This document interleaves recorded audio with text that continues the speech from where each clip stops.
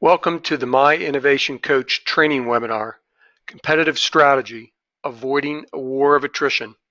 I want to start with a story from my industrial career. I used to work for a company called TA Instruments that manufactures analytical instruments.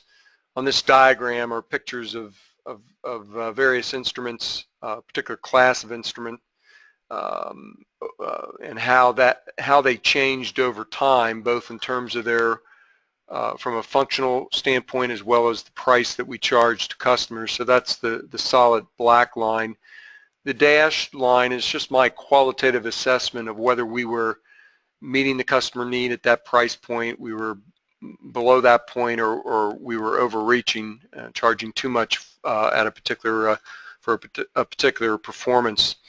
So this instrument came out in the 80s, top line type of instrument, sold typically for $25,000 to $30,000.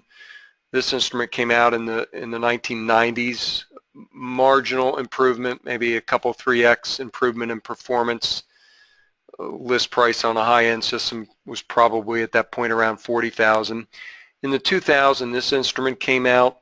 It was a pretty marked change, a new platform, amount and order of magnitude at least greater performance.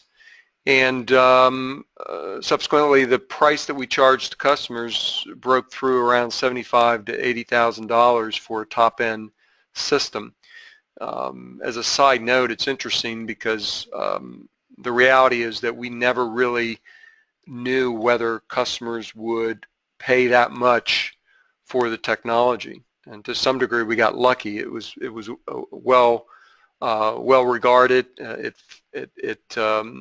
fit a real need in the market, and we were able to justify the price. In the 2010s, we built on that legacy with a new platform, but it was only maybe 2 or 3x times the improvement over the previous platform. Same basic technology, a lot of new software enhancements and so forth. But the reality is that the price point went up to around $90,000 to $100,000 for a top-end instrument, and at that point we were overreaching the market. Basically, customers were not willing to pay that amount of money for the improvement in that performance. And subsequent to that, another platform came out that reduced the cost structure of that system and got it back more in line. The point is of this story is that in our quest to compete with competitors, to out innovate competitors, we get so focused on that sometimes we lose sight of why customers purchase in the first place, and we can overreach the market. A second example is illustrated by this picture, and this is true in a lot of industries. If you look all around you, whether it's in the tool industry like this, or hotels, or airlines, or computers, or phones, you will see that in many cases companies compete with each other with very similar products, and I think it's a really common situation. Again, in our quest to outcompete competitors, every industry or many industries end up with a whole group of competitors that are duking it out, so to speak, for market share with very, very similar products. So the result is we end up, in that case, in this war of attrition, battling it out with our competition with very similar products. And the bottom line is all industries tend over time to become a commodity market. And in that case, profits go down for all and no one really wins. And the bottom line is if you are falling into this concept of a war of attrition by default, then it really is evidence of a lack of strategy. This illustrates the point in the solar industry. It's typical of many industries. The time frame may be different, but the cost structure, the pricing goes down, the volumes go up. It's typically out in this area where the competitors duke it out for market share, and margins over time continue to go down. Or secondly, we overreach the market, as in the first example, by paying more attention to the competition and not really understanding what the customer values. we can overreach the market. Today we're mostly going to be focusing on this concept of a war of attrition and how to prevent it. And at this point, a military analogy is worthwhile here. Attrition warfare in the military sense is a strategy where the belligerents basically throw resources at each other and try to get the other party to collapse. This type of a war is usually won by the side with greater resources. So of course, the classic here, World War I was an example of that type of attrition warfare. In the context of business, this is where you end up competing with the incumbents in the market for market share for virtually identical products. So there is an alternative. And again, if we look at a military analogy, maneuver warfare is a military strategy that advocates not a head-to-head competition with the enemy, but by more emphasis on speed and stealth and agility. So for instance, this graphic over here is actually one of Napoleon's favorite strategic maneuvers.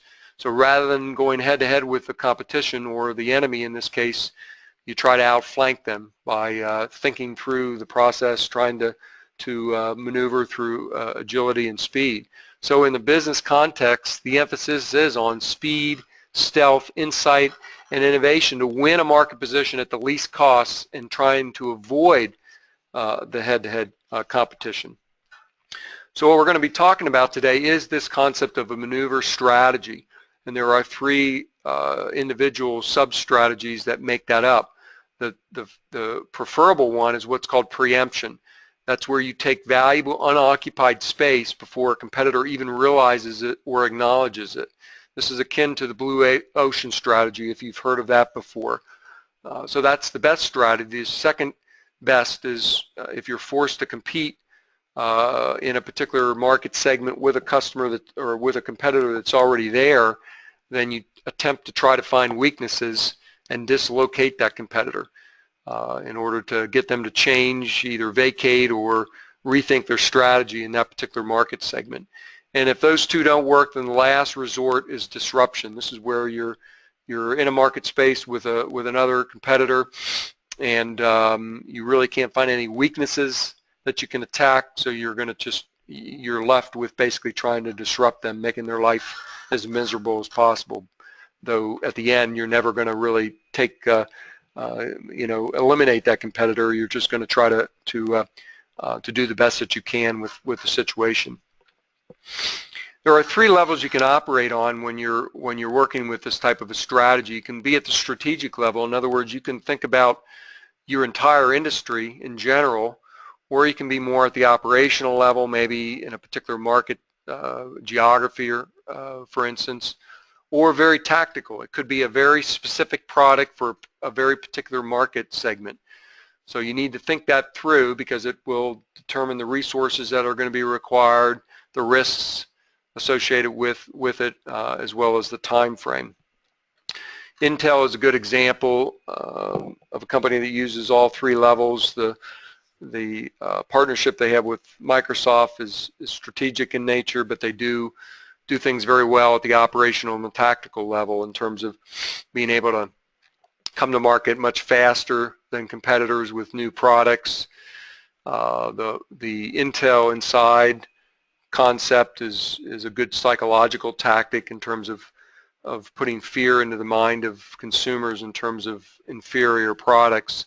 So that's an example of someone that operates at all three levels. This whole strategy is much more challenging than falling into this war of attrition. That's the easy strategy, and almost by default sometimes we end up there. But to think through these three different strategies takes a lot more foresight and thought. You need more information about the competition and their vulnerabilities, which helps as well in terms of you understanding how you might be vulnerable to attacks like this. And certainly it requires more understanding of your business model and your competitor's business model. So this ties in very well to the webinar last month on business model innovation. I'll come back to that in a minute. The other point I would make is I think this is not an all or nothing proposition. I think you could be, especially if you're working at a tactical level, you might be using preemption in one particular segment, whereas you might be using dislocation in another market segment. So again, it's not an all or nothing proposition. It's going to be very context specific in terms of how you use the strategy. The resource tip here is this book, Outmaneuver. I know one of the authors, Jeffrey Phillips, who I work with on the Product Development Management Association. When I first read this book and was introduced to this concept of the maneuver strategy, it makes a lot of sense to me. It connected a lot of dots, so to speak, in terms of my industrial career, and I think you can benefit from this framework as well. It's a very useful framework, and much of what I'm going to talk about through the rest of the webinar comes from this concept laid out in this particular resource. So a good example of preemption is thinking about the automobile industry, and particularly Toyota versus GM. You know, Toyota came into the market actually back in 1959, and of course they were competing at that point with General Motors, the behemoth. They had something like 60% of the market.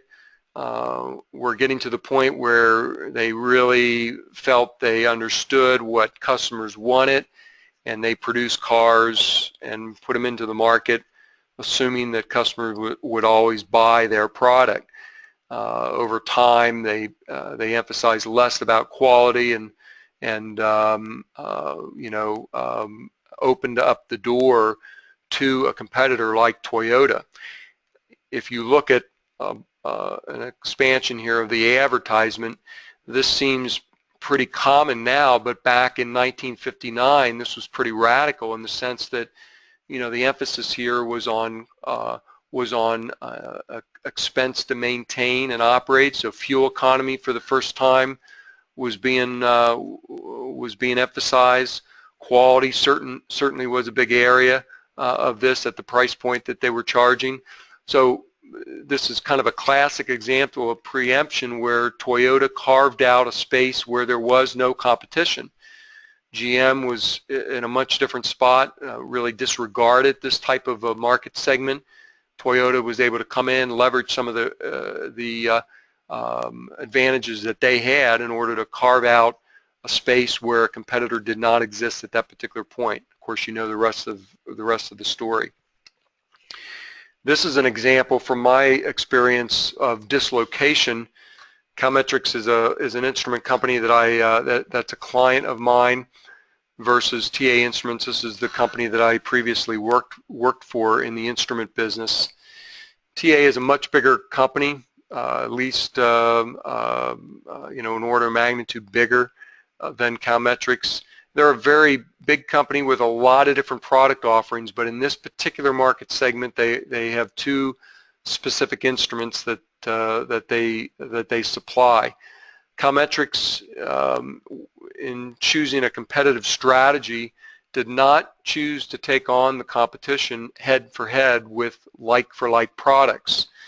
They targeted a very specific part of the industry. It happens to be the cement and concrete industry. TA views themselves really as a high-end supplier to all types of segments. They don't really focus on one particular market segment. Calmetrics chose a strategy where they came in at the lower end of the market, about 75% of the TA price point. TA definitely views themselves as a high-end supplier, and so typically disregards that part of the market. It's just, in that particular market segment, it's just not that important to them. In addition, the Calmetrics strategy based, which informed their product development, was to create a system that they could ship and could be self-installed and much simpler to use for the customer, versus TA by default has a large established service organization basically ingrained in their culture when they design instrumentation is to design it such that the service organization installs it. So a much different way to approach the installation, which obviously affects the price that can be charged to the customer. The fact is the instrument is more robust and really more aligned to what the customer values in this particular market segment. TA's design philosophy is certainly a much more refined, much more elegant design, but that really does not match up well with what the customer values in that particular market segment.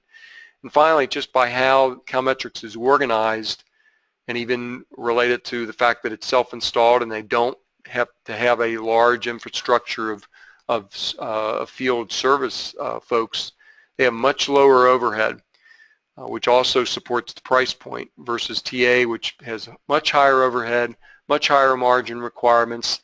So, you know, all of these things kind of work together, and rather than attacking TA head-on with a very similar business model, it really was a new business model.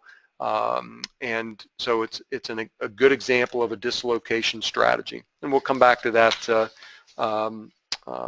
in a bit. I mentioned a few slides ago that this whole concept of the maneuver strategy really relates well to the conversation that we had last month concerning the business model canvas, which is a great way to understand your business model, your competitor's business model, and envision new business models. And really what we're talking about in the maneuver strategy requires a good understanding of business models. And in order to really implement that strategy, this is a perfect tool, a perfect complementary tool in order to carve out, particularly when you're looking at preemption in terms of unoccupied space by competitors. So much of that is not related to the product, but much more so related to all the aspects of the actual business model itself. All right, so let's start with preemption. That's, as I mentioned, the gold standard, the best strategy to use. And when you're looking for unoccupied space, there are at least three possibilities. One, overlooked market segments or channels. This is the example of Toyota versus GM is an example of that, where that low-end market, so to speak, that emphasized fuel efficiency, economy, lower price points, and so forth, that was a market segment that GM just wasn't paying any attention to. You know, they believed they knew what customers wanted and what they were going to buy, and ignored that particular segment of the market. Another possibility is positions adjacent to an industry. An example there is how Uber looked at the market and really the existing taxis and private car services and so forth. The other options that customers have are really adjacent types of segments, not direct competitors per se to Uber. So again, Uber carved out, you know, is a preemption type of strategy. It wasn't competing head-to-head with taxis. It wasn't just creating a new taxi service and competing in those markets. It was creating a whole new business model that's adjacent to the existing competitive options. And then third is maybe emerging positions not readily recognized by others. You know, Apple continues to do this very well in terms of creating business models, creating products and services that we didn't even know that we needed. So these are really based on emerging positions that are not recognized by others. Now, inherent in the whole concept of preemption are a couple key concepts.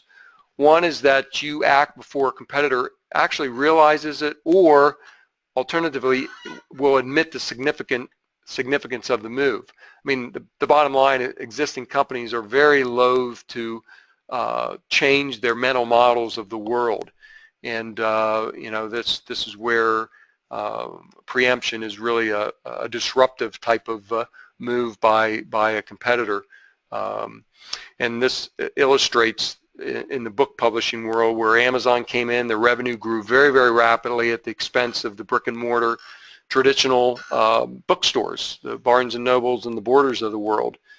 And as I mentioned, existing companies are very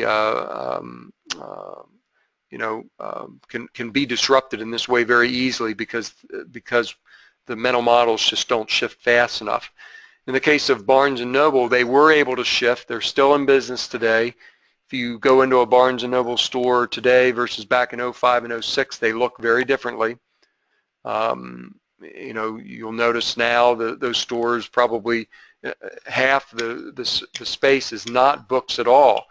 So they've really actually de-emphasized, in my opinion, the books in terms of their stores. Of course, they also came out with the Nook to compete with the e-readers. So they were able to adapt and change and still exist. Borders around 2010 actually went out of business.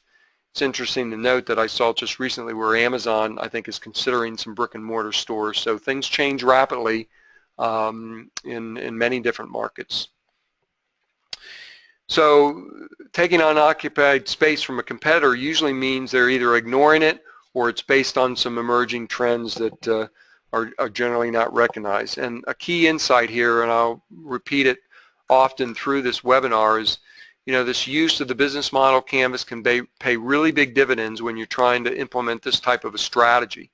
It really helps inform your actions, particularly as it relates to preemption. That, in combination with competitive knowledge and scanning the environment, are really the key things for making this strategy work. The second concept, kind of caught up in the whole idea of preemption, is that it prevents an effective competitive response. You've probably all seen the movie The 300, which recounts the famous battle where Leonidas and the Spartans preempted the Persian army by taking very valuable strategic land and forcing the Persians into a very narrow canyon and to fight how the Greeks wanted them to fight. And really the Persians had no choice but to fight on their terms. They could either do that or go back. And of course the Greeks knew long term they were never going to beat the Persians. But it was really more of a strategic decision in order to give the Greek city-states time to coalesce around the need to defeat the Persians the following year. So it's a good example of how preemption really forces the hand of the competitor, and you're trying to get them to compete on your terms. Again, this whole concept of preemption really relates well to the concept of the business model canvas and finding new ways to deliver on your value proposition, particularly in terms of preempting competition. Secondly, I'll reiterate the fact that preemption is the best strategy if you can make it work. Third is that, in my opinion, it doesn't mean that you won't have any Me Too products in particular market segments. The issue really becomes if that's your dominant strategy and it's just by happenstance that you're making those decisions, then that's the mistake that you can make. But it certainly does not mean that in all market segments that you're serving you might not have some Me Too products in order to just be in that market space. And finally, the last comment is that preemption is different than first mover. First mover can be very advantageous, but if you cannot structure barriers of entry for a competitor to come in and copy you, then first mover doesn't mean anything. So preemption is more about, in addition to being in a space before somebody else, it's about erecting barriers of entry and the way that that you craft your position so that you can protect that space as much as possible. It's not entirely, out of the question that you'll be entirely successful at that, but that's the intent, is to try to erect some barriers of entry, particularly as it relates to your culture, your management model, things that cannot as easily be copied. Products and services can be copied pretty easily, but a unique business model in terms of how you put things together and the processes that you use and so forth, that's what that often can create a more sustainable competitive barriers of entry. And there are lots of examples where the first mover did not win in the long term. MySpace versus Facebook, Napster versus iTunes, BlackBerry versus iPhone. The list goes on and on. So to conclude this discussion on preemption, there are some key things that have to be in place. Obviously, you have to do pretty good at competitive analysis, understanding the competition, and not only the direct competition, but looking at adjacent competitors, you know, what you might not consider normal competitors. And then third, the concept of market intelligence. Where is your market going? What are the big trends that could affect you? And then finally, this, you know, mastering the use of the business model and the value proposition canvas, I think are key tools to help implement the strategy. Okay, so if you cannot carve out, you know, space that a competitor does not exist at this point, and you want to compete in a market segment where there is already a customer, then the second best option is dislocation. This is where you're going into a market segment that there's a competitor that already exists. Now you're trying to find weaknesses in that with that competitor or competitors in order to disrupt them and dislocate them in order to compete and get them to change their strategy in that particular market segment. So there are some key things that are part of this. It's an indirect attack on an incumbent. You're forcing them to compete with less than full capabilities. You've got several tactics. We're going to talk about those here in a minute that you can use, and these also apply to disruption as well. And the bottom line is this is when you have a competitor that's in a space that you want to be, and you're trying to find some weaknesses to attack it. And this is much better. Attacking a competitor this way is much better than, you know, just falling into this war of attrition trap. You know, it really more focuses, it's more strategic in nature in terms of you're trying to craft a strategy or a business model in order to take advantage of the weaknesses that you might identify with a competitor. So it's much different. And again, understanding business models and so forth, I think, is a key factor in this exercise and this particular strategy as well. So let's talk about the tactics. Positional can be threefold. It can be physical position. So if you're in a B2B world, it could be the distribution chain. If you're in a retail world, it could be your brick and mortar stores. It could be virtual. An example like Amazon online versus brick and mortar stores. Again, today with the internet, that's a substantial opportunity for many industries.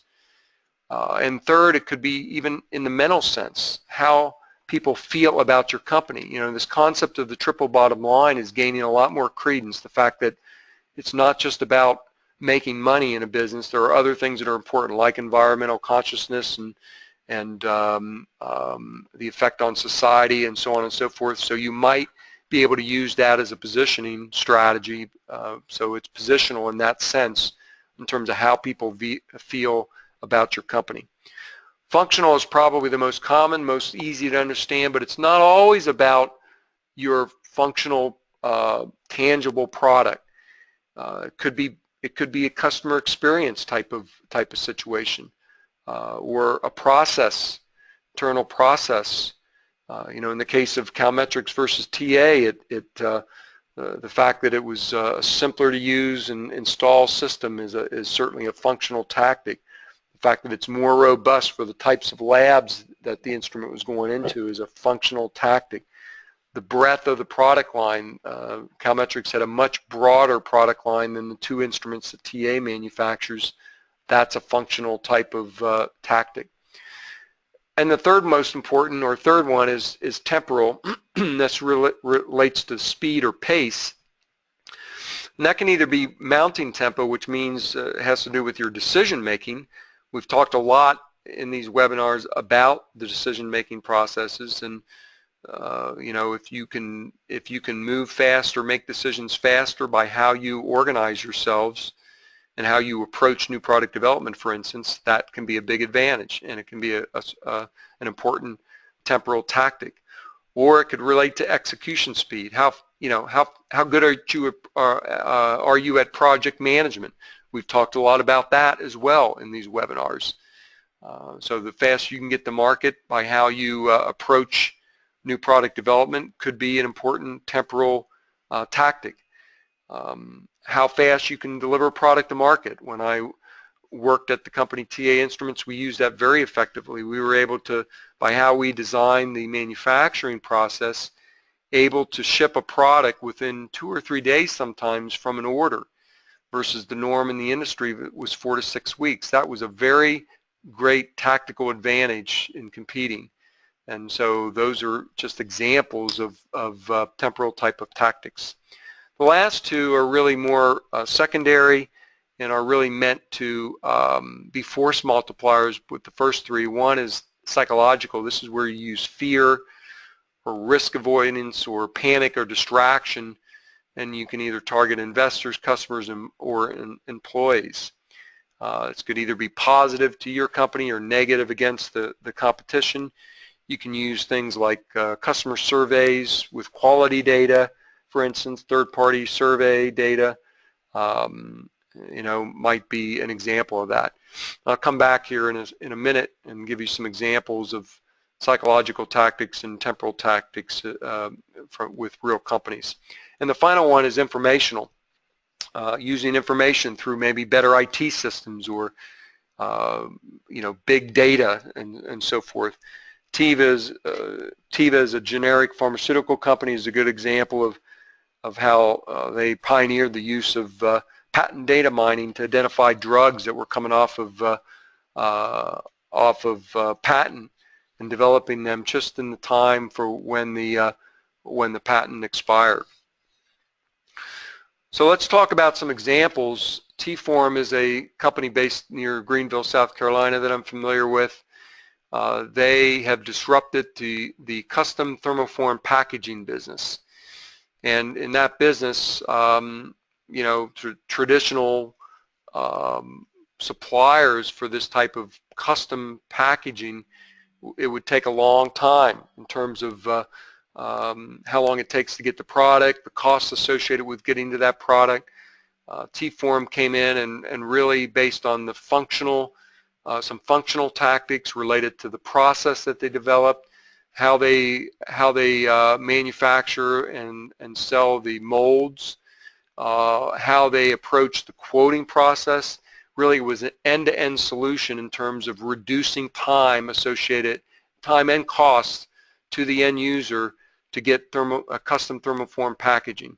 So basically, it's a good example of using both temporal tactics and functional tactics in order to disrupt an industry that was kind of used to doing things in a similar way. So it was really all about process improvements. It really has nothing to do with the type of product that the customer is getting. It all has to do with the process. And so it's just a classic case of dislocation, through a better business model, looking at the weaknesses of the existing competitors and finding the tactics to dislocate them and create a really unique business model that is allowing this company to grow rapidly. Another example is, you may have seen these advertisements. I always get a kick out of them just because the spokesman, who I think is the CEO, is not your typical spokesman, and I guess that's the point. But this is an example of using both functional and psychological tactics. They tout the independent studies of how good their product is versus competitive products in terms of finding viruses and preventing malware and ransomware and so forth. So it is a functional type of argument, but they're using psychological, they're using the fear of getting a virus on your computer as one aspect of that psychological tactic. And a second psychological tactic is they really build up this concept of made in America. They're implying that somehow it's better without actually saying anything about that, but they're certainly playing to patriotism here in the U.S. As a psychological tactic, as a way to position themselves against all the other quote-unquote foreign manufactured products. And the final example is also amusing in some sense. This is from Southwest back in the early 90s. They created this concept of the Triple Crown Award. And it was based on real DOT data where they, by looking at that data, found that they were #1 in customer satisfaction, on-time performance, baggage handling. So they created this Triple Crown Award and awarded it to themselves. And so as a psychological tactic, actually most customers didn't even realize this was a made-up award that Southwest made up and gave themselves. But another example of a psychological tactic in positioning. So if you can't do preemption, the first alternative. Second alternative is then you're looking at dislocation. If you can't do that, you can't find any weaknesses with the competitor in that particular market segment, then you're really left with disruption. At least it's a little more strategic than just an all-out head-to-head competition. You're trying to distract the competitor from efficient operation. I'm not going to spend a lot of time, since it's the least valuable of the 3 techniques. You can use the same 3 tactics as we described before. As an overview in terms of implementing this strategy, step #1 is gathering the market and competitive intelligence in order to implement it. And again, the use of the business model canvas fits perfectly well into that whole first Bergadot there, in terms of understanding your business model, competitors' business models, and using it as important input to this strategy. Second, you'll then have to decide the level of attack. Are you looking at this from your entire industry standpoint? Is it more operational, maybe in one particular geography? Or is it really more tactical for a very particular product, for a very particular market segment? So it's important to think this through, when you're working through this strategy. Third, then, you try to find first some unoccupied space that you can preempt the competition. That's really the first choice. If you can't do that, then you're going to really need to do a little bit more work related to the competitor, because by default you now have decided that you've got to compete with somebody that's in a particular market segment that you want to be in. So you really need to understand the competitor, and the first thing to do is to look at it along 4 dimensions. One are the strategies. This really defines what are they really hoping to achieve and how are they positioned, and not as much what they say, but how they're investing their resources. Companies say a lot of things, particularly in their advertisements, about what their strategies are, but the key will be how they're investing their resources. So that's the first dimension. Secondly is the tangible requirements. This is really the requirements that is necessary to compete in that particular market. In the case of an instrument company, you've got to be able to engineer a product. You have to, basically be able to manufacture it. You've got to be able to, how are you going to install it? So there's an installation process, so there's a training process, and then there's an ongoing customer support process in terms of application support. So those are kind of tangible requirements that everyone has to meet who's supplying instruments into a particular market segment. So all the players have to fulfill these. That doesn't mean everybody does them well. Some of them may do them differently or worse than other competitors, but everyone has to fulfill these in some fashion. Third are the intangibles, things like the brand, the culture, the reputation, your ability to differentiate from your competition. So those are the intangibles. And then finally, the last is the actual, out of that falls the products and the services that you actually bring to market. In the case of Calmetrics versus TA, certainly TA viewed themselves as a high-end type of supplier, whereas Calmetrics was able to look at the market a little bit differently and look at the low-end market as maybe more attractive. So that's an example of how that played out in that particular case. Tangible requirements, as I mentioned, for any instrument supplier, you have to be able to install the system, but the two different competitors, TA versus Calmetrics, looked at that very differently. TA had an established service organization, so they designed products around having their service organization install systems, versus Calmetrics took a different approach. So they both had to fulfill that tangible requirement, but the way that Calmetrics went about it in terms of designing a system that could be self-installed was a whole different way to approach that particular tangible requirement, and took a strength that TA had and turned it into a weakness in that particular case. And the brand, the whole issue with the brand is important there. TA certainly is a very well respected brand, and rather than arguing against that, Calmetrics actually uses it as to their advantage. They can point to customers that, TA, who pioneered a lot of this and spends much more heavily in marketing, provides justification to Calmetrics' customers that the technique is valid, the techniques are valid. So rather than trying to argue against that, actually Calmetrics leverages that and uses it to their advantage. So an interesting twist on thinking about the brand of your competitor. And then finally, the products and services. In the case of TA versus Calmetrics, Calmetrics used a tactic that a much broader product offering compared to the very narrow offering in that particular market segment of TA. So these are the kind of things that you'll go through to think about these four competitive dimensions, and then you need to define and prioritize those vulnerabilities. Where is the competitor vulnerable? In the case of TA, they were vulnerable from an installation standpoint. They were vulnerable because they were ignoring, to some degree, the low-end market. They were vulnerable because they had a very narrow offering in that particular segment. And there are some key things that you need to ask yourself when you're considering these vulnerabilities. What's the most vulnerable to attack? What's the easiest to attack? And which align to our strengths and capabilities? You want to be able to align those to your strengths and capabilities, and not do something that you're not going to be successful at.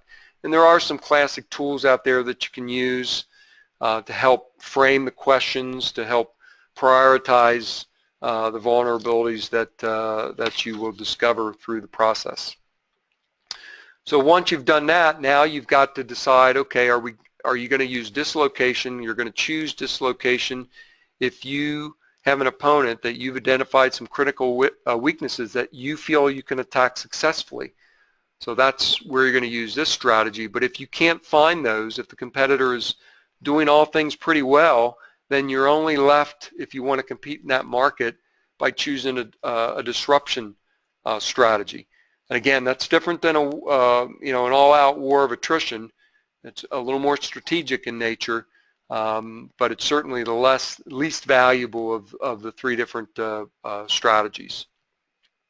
And then finally, you've got a range of tactics that you can use for either dislocation or disruption.